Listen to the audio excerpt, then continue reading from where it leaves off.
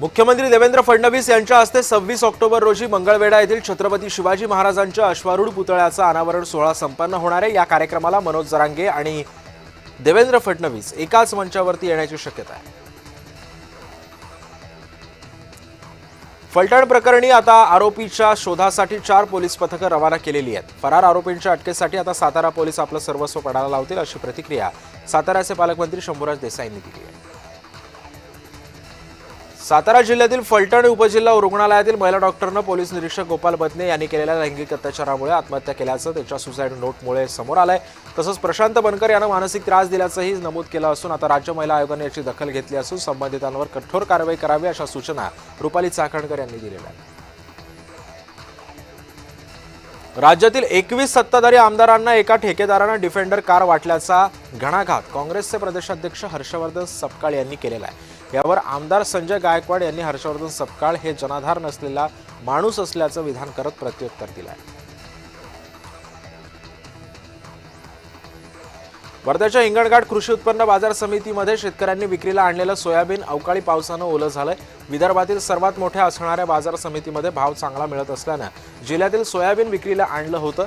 अचानकपणे झालेल्या अवकाळी पावसानं शेकडो क्विंटल सोयाबीन ओलं झाल्यानं शेतकऱ्यांचं मोठं नुकसान झालंय। गोंदिया जिल्ह्यामध्ये खरीप हंगामातील धान पिकावर लोंबी शोषणाऱ्या कीटकांचा प्रचंड प्रादुर्भाव झाल्याचं दिसून येत आहे। अनेक ठिकाणी करपा, तुडतुडा आणि बेरड रोगानं देखील धानाचं उत्पादन कमी करण्यास कारणीभूत ठरत आहे। सततच्या उपाययोजना करून सुद्धा कीड आणि रोग नियंत्रणात न आल्यामुळे आता शेतकरी हताश आणि चिंतेमध्ये सापडले।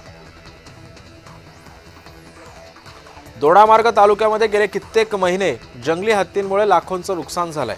या प्रकरणी आता नुकसान भरपाई मिळावी आणि शासकीय दरही प्रतिपिकामागे वाढावेत अशी मागणी शेतकऱ्यांनी केलेली आहे।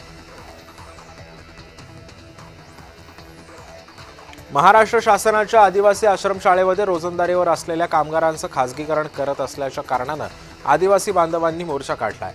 14 ऑक्टोबरपासून निघालेले आंदोलक 27 ऑक्टोबर रोजी राजभवनावरती धडकणार असल्याची माहिती आहे। बुलढाणा जिल्ह्यामध्ये दिवाळी सण आटोपल्यानंतर सुद्धा अधिकारी कामावरती यायला तयार नाहीये। दिवाळीनंतर कार्यालयीन पहिला दिवस अधिकाऱ्यांशिवायच पार पडला। पहिल्याच दिवशी जिल्हा परिषदेच्या कार्यालयीन कर्मचाऱ्यांनी अधिकाऱ्यांनी दांडी मारली होती।